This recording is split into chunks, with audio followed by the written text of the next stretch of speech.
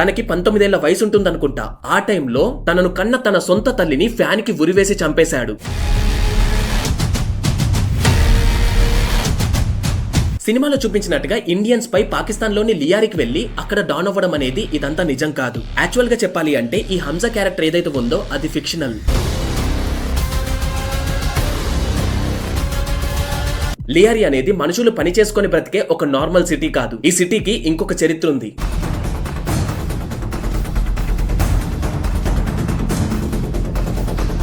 అస్లం ఖాన్ గురించి ఒక్క ముక్కలో చెప్పాలి అంటే ఓజీ, అంతే, ఒరిజినల్ గ్యాంగ్స్టర్. ఒక పొలిటికల్ లీడర్ గెలవాలి అనుకున్నా, ఓడాలి అనుకున్నా, వాడు చావాలి అనుకున్నా, బ్రతకాలి అనుకున్నా దాన్ని డిసైడ్ చేసేది ఈ లియారియే. అయితే ఇందులో ప్రజలు ఎక్కువగా భయపడేది మాత్రం రెహమాన్ డెకాయిట్ గ్యాంగ్ కే.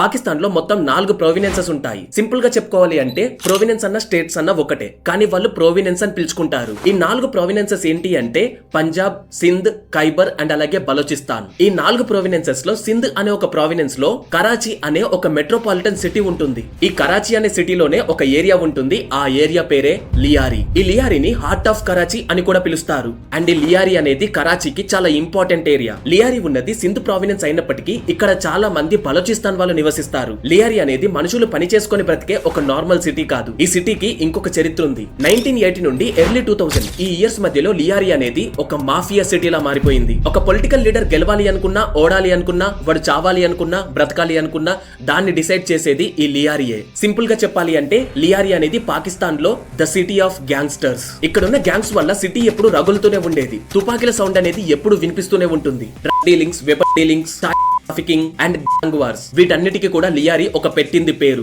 లియారిలో ఉన్న ప్రతి ఇంట్లో ఒక గన్ ఉంటుంది. అయితే ఈ సిటీకి ఇంకొక పేరు కూడా ఉంది. అదేంటి అంటే ది బ్రెజిల్ ఆఫ్ పాకిస్తాన్. ఎందుకంటే బ్రెజిల్ లో ఫుట్బాల్ బాగా ఆడతారు. ఈవెన్ లియారిలో కూడా ఫుట్బాల్ అనేది ఒక స్పోర్ట్స్ కాదు, అదొక రిలీజియన్. లియారిలో ఉన్న ప్రతి వాడు ఫుట్బాల్ ఆడాల్సిందే. అండ్ ఈవెన్ ఫుట్బాల్ తరపున పాకిస్తాన్ టీమ్ కి సెలెక్ట్ అయిన చాలా మంది ఈ లియారి నుండి వచ్చిన వాళ్లే. అయితే 1980లో ఈ లియారి ప్రాంతంలో డాడ్ మహమ్మద్ అనే ఒక చిన్న గ్యాంగ్స్టర్ అండ్ అలాగే ఒక డ్రగ్ డీలర్ ఉండేవాడు. ఆయనకి 1980లో ఒక కొడుకు పుట్టాడు. ఆ కొడుక్కి తల్లిదండ్రులు పెట్టిన పేరేంటో తెలియదు, కానీ తనకు తాను మాత్రం ఒక పేరు పెట్టుకున్నాడు. ఆ పేరే సర్దార్ అబ్దుల్ రెహమాన్ డెకాయిట్ బలోచ్. ఎస్, దురందర్ మూవీలో చూసిన రెహమాన్ డెకాయిటే. Chapter 2 the rise of Rehman dacoit. Rehman చిన్నప్పటి నుండి పద్ధతులు తెలిసిన ఒక మంచి అబ్బాయేం కాదు. తండ్రి పేరు పొందిన డ్రగ్ డీలర్ కాబట్టి రెహమాన్ డెకాయిట్ కూడా చిన్నప్పటి నుండే డ్రగ్స్ అలవాటు అయ్యాయి. అతి చిన్న వయసులో జస్ట్ 13 సంవత్సరాలు ఉన్నప్పుడే రెహమాన్ డెకాయిట్ కి డ్రగ్స్ అలవాటు అయ్యాయి. అండ్ ఆయనకు 15 సంవత్సరాలు వచ్చినప్పుడే ఒక మనిషిని కత్తితో పొడిచి చంపాడంట. అయితే రెహమాన్ ఎంత దారుణమైన వాడో ఒక్క లైన్ లో గనక చెప్పాలి అనుకుంటే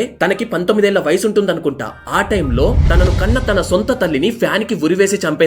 ఎస్, సొంత తల్లినే ఉరివేసి చంపేశాడు. ఎందుకంటే ఆమెకి మరియు అపోజిట్ గ్యాంగ్స్ కి ఏదో లింక్స్ ఉన్నాయి అని. అయితే ఇదొక క్లైమ్ మాత్రమే, కానీ చాలా పాపులర్ క్లైమ్. అయితే అలా డెకాయిట్ కొన్ని రోజుల తర్వాత అప్పట్లో లియారిలోనే ఒక ఫేమస్ గ్యాంగ్ ఉంది. అదే హాజీ లాలు గ్యాంగ్. ఆ గ్యాంగ్ లో రెహమాన్ డెకాయిట్ కూడా జాయిన్ అయ్యారు. ఈ హాజీ లాలు అనే అతనికి ఒక కొడుకున్నాడు. అతని పేరు హర్షద్ పప్పు. ఈ పేరు గుర్తుంచుకోండి, తర్వాత ఇతని గురించి చెప్తాను. ఈ రెహమాన్ డెకాయిట్ హాజీ లాలు గ్యాంగ్ లో జాయిన్ అయిన తర్వాత కొద్ది రోజులకే, కరెక్ట్ గా చెప్పాలి అంటే 2001లోనే హాజీ లాలుని పోలీసులు అరెస్ట్ చేసి జైల్లో వేశారు. అయితే ఇప్పుడే డెకాయిట్ కి అసలైన రైస్ మొదలైంది. ఆయన జైలుకి వెళ్లిన వెంటనే ఆ గ్యాంగ్ కి రెహమాన్ డెకాయిట్ లీడర్ అయ్యాడు. అలా అప్పటి నుండి దాదాపు 8 సంవత్సరాల వరకు ఆ గ్యాంగ్ ని నడిపించాడు. అయితే ఈ గ్యాంగ్ ని నడిపే సమయంలోనే రెహమాన్ కి తోడుగా ఉన్న వాళ్ళు ఇద్దరున్నారు. వాళ్ళే హుజైర్ బలోచ్ అండ్ బాబా లాట్లా. మీరు దురందర్ మూవీ చూసినప్పుడు అక్షయ్ ఖన్నాకి ఒక రైట్ హ్యాండ్ ఉంటాడు. అతనే ఈ హుజైర్ బలోచ్. సింపుల్ గా చెప్పాలి అంటే వీళ్ళ గ్యాంగ్ ఎలా ఉండేది అంటే, వీళ్ళు గనక ఎవరి తలనైనా నరికితే ఆ తలను తీసుకొచ్చి ముగ్గురు కలిసి ఫుట్బాల్ ఆడుకునే వాళ్ళంట. ఇదేం నేను చెప్తుంది కాదు, ఆ లియారి ప్రాంతంలో ఉన్న వాళ్ళు చెప్తుంది. 21 ఇయర్స్ ఉన్నప్పుడే రెహమాన్ డెకాయిట్ ఒక గ్యాంగ్ కి లీడర్ అయ్యాడు. అది కూడా చాలా పవర్ఫుల్ గ్యాంగ్ ఇన్ లియారి. అసలు వీళ్ళు ఏం పనులు చేసేవారో తెలుసా? నార్కోటిక్ అంటే మాదక ద్రవ్యాలు తయారు చేయడం and illegal weapon trading and supplying. ఇందాక మీకు ఒక పేరు చెప్పాను కదా, గుర్తుంచుకోమన్నాను. ఆ పేరుని ఇప్పుడు గుర్తు తెచ్చుకోండి. ఆ పేరే హర్షద్ పప్పు. రెహమాన్ డెకాయిట్ నడిపిస్తున్న గ్యాంగ్ హాజీ లాలుది. అయితే ఈ హాజీ లాలు యొక్క కొడుకే ఈ హర్షద్ పప్పు. కానీ హాజీ లాలు జైల్లోకి వెళ్లిన తర్వాత హర్షద్ పప్పు అండ్ అలాగే రెహమాన్ కి గొడవలు జరిగాయి. దాని వల్ల ఇద్దరు బద్ధశత్రువులు అయిపోయారు. అండ్ లియారిలో 2 పవర్ఫుల్ గ్యాంగ్స్ ఏర్పడ్డాయి. ఒకటి రెహమాన్ డెకాయిట్ ది, ఇంకొకటి హర్షద్ పప్పుది. అయితే ఇందులో ప్రజలు ఎక్కువగా భయపడేది మాత్రం రెహమాన్ డెకాయిట్ గ్యాంగ్ కే. ఈ రెండు గ్యాంగ్స్ మధ్య ప్రతిరోజు లియారీలో ఏదో ఒక చోట పెద్ద పెద్ద గొడవలు జరుగుతూనే ఉండేవి. లియారీ మొత్తంలో ఏదో ఒక చోట బాంబులు పేలిన శబ్దాలు, తుపాకులు పేలిన శబ్దాలు ఇవన్నీ వినిపిస్తూనే ఉండేవి. అండ్ ప్రతిరోజు ఈ గ్యాంగ్ వార్స్ లో చాలా మంది చనిపోయేవారు. అండ్ వాళ్ళు దేనికోసం ఎవరి కోసం చనిపోతున్నారో అన్నది కూడా వాళ్ళకి తెలిసేది కాదు. అక్కడ ఉన్న జనాలు ప్రతిరోజు హింసలకు గురయ్యే వాళ్ళు. ఒకవేళ ఎవరైనా షాపు వాళ్ళు గానీ ఏదైనా బిజినెస్ వాళ్ళు గానీ ఈ గ్యాంగ్స్ కి మామూలు ఇవ్వకపోతే వాళ్లను చిత్రహింసలు పెట్టి చంపేసేవాళ్ళు. అయితే మీకు ఇక్కడ ఒక ఇంట్రెస్టింగ్ విషయం చెప్పాలి. అదే పాకిస్తాన్ లో ఉన్న మెయిన్ పొలిటికల్ పార్టీ అయిన పాకిస్తాన్ పీపుల్ పార్టీ. ఇది పాకిస్తాన్ లో ఉన్న one of the major party and చాలా సార్లు పవర్ లోకి కూడా వచ్చింది. అయితే ఈ పార్టీ ఉగ్రవాదుల రూపంలో ఒక పాముని పెంచి పోషిస్తుంది. ఆ పామే Rehman dacoit. Yes, Rehman dacoit చాలా సార్లు ఈ పీపీపీ పార్టీ ఏదైతే ఉందో అందులో మేజర్ లీడర్స్ తో దిగిన ఫోటోస్ చాలా సార్లు బయటకు వచ్చాయి. ఆ ఫోటోస్ లో సింధు హోమ్ మినిస్టర్ అయిన జుల్ఫికర్ మిజ్రా కూడా ఉన్నారు. ఒకసారి ఊహించండి, ఒక గ్యాంగ్స్టర్ కి పవర్ లో ఉన్న పార్టీ తోడైతే ఎలా ఉంటుందో. మీరు దురంధర్ మూవీ చూసినప్పుడు అందులో ఒక పొలిటికల్ లీడర్ ఉంటారు. ఆయన పేరు జమీల్ జమాలి. ఈయన నిజంగానే ఉన్నారు అండ్ ఈయన పార్టీ కూడా పాకిస్తాన్ పీపుల్స్ పార్టీయే. కానీ ఈయన యాక్చువల్ పేరు జమీల్ జమాలి కాదు. ఆయన పేరు నబిల్ గోబాల్. వీళ్ళ గ్యాంగ్ వార్స్ ఇలా సాగుతూ ఉంటే లియారీలో మాత్రం అన్ఎంప్లాయ్మెంట్ పీక్స్ కి వెళ్లిపోయింది. దాంతో అక్కడ ఉన్న యూత్ అందరినీ రెహమాన్ డెకాయిట్ వాళ్ళ గ్యాంగ్ లోకి తీసుకొని వాళ్ళ చేతులకు తుపాకులు ఇచ్చి ప్రతిరోజు కొంత డబ్బునిచ్చేవాడు. వాళ్ళందరినీ కూడా లియారీలో పాట్రోలింగ్ చేయమనేవాడు. అలా చాలా మంది యూత్ ఎవరిని ఎవరు చంపుకుంటున్నారో తెలియక ప్రతిరోజు ఒక 10 నుండి 20 మంది చనిపోయేవాళ్ళు. లిటరలీ వాళ్ళు ఏ గ్యాంగ్ లో పనిచేస్తున్నామనే క్లారిటీ లేక వాళ్ళది వాళ్లే కాల్చుకొని చనిపోయేవాళ్ళు. ఈ టైంలో రెహమాన్ లియారీలో ఒక పీక్ స్టేజ్ లో ఉన్నాడు. అప్పుడే సాఫీగా సాగుతున్న రెహమాన్ జీవితంలోకి ఒక విలన్ ఎంటర్ అయ్యాడు. అండ్ ఆ విలన్ ఎవరో కాదు, ఎస్పీ చౌదరి అస్లాం ఖాన్. ఎస్, దురంధర్ మూవీలో ఈ క్యారెక్టర్ వేసింది సంజయ్ దత్ గారు. ఈవెన్ రియల్ అస్లాం ఖాన్ కూడా నిజంగా సంజయ్ దత్ గారు లాగానే ఉంటారు. ఆయన డ్రెస్సింగ్ సెన్స్ కూడా సేమ్ మూవీలో ఎలా ఉంటుందో అలానే ఉంటుంది. Chapter 3 the fall of Rehman dacoit. చాలా సోర్సెస్ ప్రకారం ఆ టైంలో రెహమాన్ డెకాయిట్ పాలిటిక్స్ లోకి రావడానికి చాలా ప్లాన్స్ వేశారు. 2008 లో పీపుల్స్ అమన్ కమిటీని స్టార్ట్ చేశారు. ఇది పాకిస్తాన్ పీపుల్స్ పార్టీకి ఒక అలాయిలా ఉండేది. అంటే ఆ మొత్తం పార్టీలో ఒక భాగం లాగా ఉండేది. అయితే సరిగ్గా అదే టైంలో ఈ కథలోకి ఎస్పీ చౌదరి అస్లాం ఖాన్ ఎంటర్ అయ్యారు. ఈయన 1980లో పాకిస్తాన్ పోలీస్ లో జాయిన్ అయ్యారు. ఎర్లీ 2000 కి వచ్చేసరికి ఈయన్ని లియారీలో ఉన్న ఒక డిపార్ట్మెంట్ లోకి ట్రాన్స్ఫర్ చేశారు. ఆ డిపార్ట్మెంట్ పేరే లియారీ టాస్క్ ఫోర్స్. అస్లాం ఖాన్ గురించి ఒక్క ముక్కలో చెప్పాలి అంటే ఓజీ, అంతే, ఒరిజినల్ గ్యాంగ్స్టర్. ఈయన ఎస్పీ లాంటి పొజిషన్ లో ఉంటూనే 100కి పైగా ఎన్కౌంటర్స్ చేశారు. నిజానికి లియారీ లాంటి ప్రాంతంలో ఉన్నవారు ఎవ్వరికీ భయపడరు. ఈవెన్ పొలిటికల్ పార్టీస్ కైనా సరే, అక్కడున్న పొలిటికల్ లీడర్స్ కైనా సరే. కానీ లియారీలో ఉన్న గ్యాంగ్స్ అన్ని కేవలం ఒక్క పర్సన్ కి మాత్రమే భయపడేది. అదెవరికి అంటే అస్లాం ఖాన్ కి. ఈ గ్యాంగ్ లో ఉన్న వాళ్ళంతా వేరే ఏ పోలీసులకు చిక్కినా సరే వాళ్ళు అసలు కొంచెం కూడా భయపడరు. కానీ ఒకవేళ అస్లాం ఖాన్ కి గనక చిక్కితే బ్రతికున్నప్పుడే చచ్చిపోతామని ఫిక్స్ అయ్యేవాళ్ళు. అండ్ ఈ ఎస్పీ అస్లాం ఖాన్ గారు అరెస్టులు చేయడం, జైల్లో పెట్టడం అలాంటివి చేయరు. ఒకవేళ అతనికి గనక దొరికితే ఆ ప్లేస్ లోనే ఎన్కౌంటర్ చేసేస్తారు. మీకు ఒకటి తెలుసా, ఈ అస్లాం ఖాన్ ఒక పోలీస్ అయ్యుండి దాదాపు సంవత్సరంన్నర జైల్లో ఉన్నాడు. ఆ తర్వాత రిలీజ్ అయిన వెంటనే వేరే ఏ ప్లేస్ కి వెళ్ళలేదు. డైరెక్ట్ మళ్ళీ లియారీ టాస్క్ ఫోర్స్ కి హెడ్ అయ్యాడు. ఇది అస్లాం ఖాన్ అంటే. అయితే పాకిస్తాన్ లో ఉండే తాలిబన్స్ ఒకసారి అస్లాం ఖాన్ ని ఎలా అయినా చంపాలి అనుకొని తన ఇంటి ముందు ఉన్న ఒక కార్ లో పేలుడు పదార్థాలు పెట్టారు. అది కూడా 300 kgs ఆఫ్ పేలుడు పదార్థాలు. అండ్ అది పేలిన తర్వాత తన ఇల్లు మొత్తం కూలిపోయింది. అటాక్ ఎవరైతే చేశారో ఆ తాలిబన్స్ అంతా అస్లాం ఖాన్ చనిపోయాడు అని అనుకున్నారు. కానీ ఆ కూలిన ఇల్లు శిథిలాల నుండి అస్లాం ఖాన్ బయటికి నడుచుకుంటూ వచ్చాడు. ఎప్పటికీ అస్లాం ఖాన్ ఒకటే అనుకునేవాడు, నేను ఎప్పుడు చనిపోయినా సరే చాలా దారుణంగా చనిపోతాను అని. Chapter 4 the encounter. Rehman dacoit politics లోకి ఎంటర్ అవ్వబోతున్నాడు అని రూమర్స్ మొదలయ్యాయి. పాకిస్తాన్ పీపుల్స్ పార్టీలో ఉన్న కొంతమంది లీడర్స్ కి ఆ రూమర్స్ నచ్చలేదు. అయితే అది 9th ఆగస్ట్ 2009. టైం దాదాపు సాయంత్రం 5:30 అవుతుంది. రెహమాన్ డెకాయిట్ తన ఫ్రెండ్స్ తో కలిసి బలూచిస్తాన్ లో ఒక మీటింగ్ కోసమని బయలుదేరాడు. అక్కడ ఒక కోస్టల్ హైవే పై రెహమాన్ డెకాయిట్ ని అండ్ తన ముగ్గురు ఫ్రెండ్స్ ని ఎవరో కిడ్నాప్ చేశారు. ఇప్పుడు నేను చెప్తున్న ఈ మాటలన్నీ కూడా రెహమాన్ డెకాయిట్ వల్ల భార్య కోర్టులో చెప్పింది. ఆవిడ ప్రకారం 2009 ఆగస్టు 10వ రోజు స్టీల్ టౌన్ అనే ఒక ప్లేస్ దగ్గర ఒక ఎన్కౌంటర్ జరిగింది. అయితే ఆ ఎన్కౌంటర్ లోనే రెహమాన్ డెకాయిట్ తో పాటు తన ఫ్రెండ్స్ కూడా చనిపోయారు. అండ్ అటాప్సీ రిపోర్ట్స్ లో ఏమొచ్చిందో తెలుసా, రెహమాన్ డెకాయిట్ ని కేవలం 3 అడుగుల దూరం నుండే కాల్చారు అని. యూజువల్లీ ఎన్కౌంటర్స్ అప్పుడు మాత్రమే ఇలా దగ్గర నుండి కాలుస్తారు. అయితే ఈ రెహమాన్ డెకాయిట్ ని ఎవరు చంపారు? రెహమాన్ డెకాయిట్ ని చంపింది ఎవరో కాదు, పోలీస్ ఆపరేషన్ అనే పేరుతో చౌదరి అస్లాం ఖాన్ అండ్ తన టీమే ఇతన్ని చంపేసింది. కానీ ఈ కేసు ఇప్పటి వరకు కూడా ప్రూవ్ అవ్వలేదు. ఎందుకో తర్వాత చెప్తాను. అస్లాం ఖాన్ రెహమాన్ డెకాయిట్ చనిపోయాడు, ఇప్పటి నుండి తన సామ్రాజ్యం అంతా కూలిపోతుంది అని అనౌన్స్ చేశాడు. ఇంకొక పక్క సింధ్ హైకోర్టు కూడా రెహమాన్ ని చంపినందుకు అస్లాం ఖాన్ పై ఎఫ్ఐఆర్ ఫైల్ చేయాలి అని ఆదేశించింది. సింపుల్ గా చెప్పాలి అనుకుంటే డెకాయిట్ ని చంపేసింది అస్లాం ఖానే. కానీ కోర్టు మాత్రం ఈ కేస్ ని ఇంకా సాల్వ్ చేయలేదు. అండ్ ఇప్పటికీ ఇదొక మిస్టరీ లాగానే ఉంది. అసలు రెహమాన్ డెకాయిట్ ని ఎందుకు చంపేశారు? దీనికి 2 థియరీస్ ఉన్నాయి. ఒకటొచ్చేసి పాలిటిక్స్.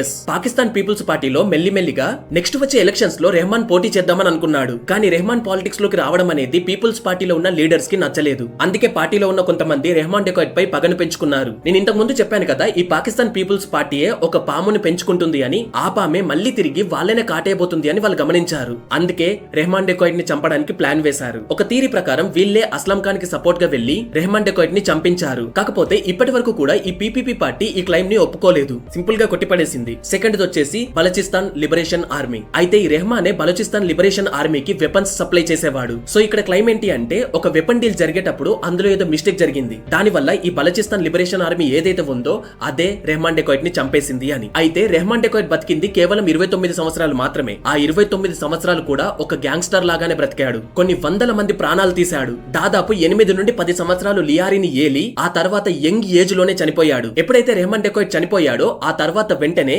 రెహమాన్ యొక్క క్లోజ్ ఫ్రెండ్ అయిన ఉజైర్ బలోచ్ అనే అతను ఆ గ్యాంగ్ కి హెడ్ అయ్యాడు. అండ్ ఇంకొక సైడ్ ఎవరున్నారు అంటే హర్షద్ పప్పు. ఇతను రెహమాన్ డెకాయిట్ యొక్క ఎనిమి. ఇతన్ని కూడా బలూచిస్తాన్ వాళ్ళే చంపేశారు. ఆ తర్వాత ఈ ఉజైర్ బలోచ్ అనే అతను ఉన్నాడు కదా, అతన్ని 2020లో కరాచీలో ఉన్న సెంట్రల్ జైల్లో వేశారు. ఇప్పటికి కూడా అతను జైల్లోనే ఉన్నాడు. అండ్ మిగతా గ్యాంగ్స్టర్స్ ఎవరైతే ఉండేనో వాళ్ళంతా వేరే దేశాలకు పారిపోయారు. Chapter 5 Chaudhary SP Aslam Khan. అస్లాం ఖాన్ పై ఎవ్రీడే కంటిన్యూస్ గా అటాక్స్ జరిగేవి. కానీ అతనికి ఉన్న ఇంటెలిజెన్స్ టీమ్ ఏదైతే ఉందో అతన్ని ఆ అటాక్స్ నుండి కాపాడేది. అయితే 2014 జనవరి 9వ తారీఖున అస్లాం ఖాన్ తన కాన్వేలో వెళ్తున్నప్పుడు మొత్తం నిండుగా ఎక్స్ప్లోజివ్స్ పెట్టుకుని వచ్చిన ఒక కార్ ఈ కాన్వేలో వెళ్తున్న అస్లాం ఖాన్ కార్ ని ఢీకొట్టింది. అక్కడ జరిగిన బ్లాస్ట్ లో అస్లాం ఖాన్ కారు వేరే ఫ్లైఓవర్ మీద పడిపోయింది. అస్లాం ఖాన్ గారి బాడీలో ఒక్క పార్ట్ కూడా మిగలలేదు. కేవలం అతని చేతికున్న వాచ్ మాత్రమే మిగిలింది. మరి అటాక్ చేసింది ఎవరు అంటే పాకిస్తాన్ లో ఉన్న తాలిబన్స్. సింపుల్ గా చెప్పాలి అంటే పాకిస్తానీ తాలిబన్స్. అయితే అస్లాం ఖాన్ బ్రతుకున్నప్పుడు పాకిస్తానీ తాలిబన్స్ యొక్క మనుషుల్ని చాలా మంది వరుసగా చంపేశాడు. సో వాళ్ళు కూడా ఛాన్స్ కోసం ఎదురు చూసి ఇలా రివెంజ్ తీర్చుకున్నారు. కొన్ని సోర్సెస్ ప్రకారం అస్లాం ఖాన్ ని చంపేసింది రెహమాన్ డెకాయిట్ మనుషులని కూడా అంటారు. అయితే మొత్తానికి రెహమాన్ డెకాయిట్ కథ అండ్ అలాగే ఎస్పీ అస్లాం ఖాన్ యొక్క కథ ఇలా ముగిసిపోయాయి. ఇదే అసలైన లియారీ, అసలైన రెహమాన్ డెకాయిట్ యొక్క కథ అండ్ అసలైన ఎస్పీ అస్లాం ఖాన్ యొక్క కథ. అయితే ఈ మొత్తం స్టోరీ విన్న తర్వాత మీకు ఒక డౌట్ రావచ్చు, దురంధర్ మూవీలో చూపించినట్టు ఇందులో ఇండియా యొక్క ఇన్వాల్వ్మెంట్ ఎక్కడ ఉంది అని. యాక్చువల్లీ దురంధర్ అనేది కంప్లీట్ గా రియల్ స్టోరీ కాదు. ఆ బ్యాక్గ్రౌండ్ గానీ ఆ సన్నివేశాలు గానీ it is based on real incidents ని బేస్ చేసుకుని ఈ మూవీని తీశారు. అండ్ ఇందులో చాలా వరకు ఫిక్షన్ కూడా యాడ్ చేశారు.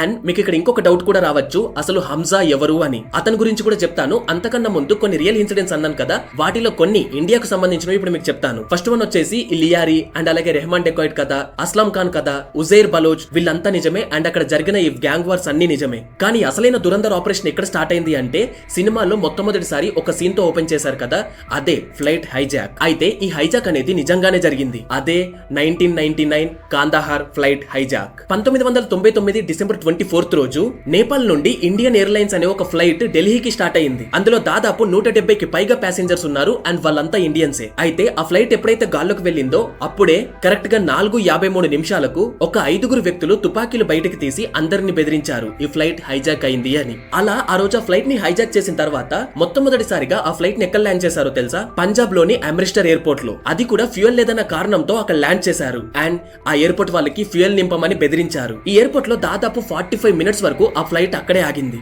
అసలైతే ఈ 45 మినిట్స్ లో మన ప్యాసింజర్స్ ని ఎలా కాపాడాలి అనే ఒక స్ట్రాటజీ మన వాళ్ళు ఆలోచించాలి. కానీ అక్కడ గవర్నమెంట్ సపోర్ట్ లేకపోవడం వల్ల, సరైన స్ట్రాటజీ తగలకపోవడం వల్ల మన వాళ్లకు ఆ స్ట్రాటజిక్ డెసిషన్ తీసుకోవడానికి లేట్ అయింది. అండ్ ఆ ఫ్లైట్ ని హైజాక్ చేసిన వాళ్ళకి కూడా ఇండియా ఏదో ప్లాన్ చేస్తుంది అని అర్థమైంది. వెంటనే మళ్ళీ ఫ్యూయల్ నింపుకోకుండానే ఫ్లైట్ ని స్టార్ట్ చేశారు. ఆ తర్వాత ఆ ఫ్లైట్ చాలా కష్టంగా పాకిస్తాన్ ఎయిర్పోర్ట్ లో ల్యాండ్ అయ్యి అక్కడ ఫ్యూయల్ నింపుకొని ఈసారి ఆఫ్ఘనిస్తాన్ లో ఉన్న కాందహార్ ఎయిర్పోర్ట్ లో ల్యాండ్ అయింది. అప్పుడు ఆ హైజాకర్స్ ఏం డిమాండ్ చేశారో తెలుసా? మన ఇండియన్ ఆర్మీ 3 తీవ్రవాదుల్ని పట్టుకుంది. వాళ్ళ పేర్లు ఏంటి అంటే మసూద్ అజార్, ఒమర్ షేక్ సైద్ అండ్ అలాగే ముస్తాక్ అహ్మద్ జార్గార్. ఈ 3 ఉగ్రవాదుల్ని రిలీజ్ చేస్తేనే ఫ్లైట్ లో ఉన్న ప్యాసింజర్స్ అందరినీ రిలీజ్ చేస్తాము అని వాళ్ళు కండిషన్ పెట్టారు. దాంతో మన ఇండియన్ ఆర్మీ నిజంగానే ఆ 3ని రిలీజ్ చేసింది. అందులో మెయిన్ ఉగ్రవాది ఎవడో తెలుసా? మసూద్ అజార్. వీడే పార్లమెంట్ లో అటాక్ జరగడానికి గల కారణం. అండ్ అలాగే వీడే ముంబైలో తాజ్ హోటల్ లో అటాక్ జరగడానికి గల కారణం.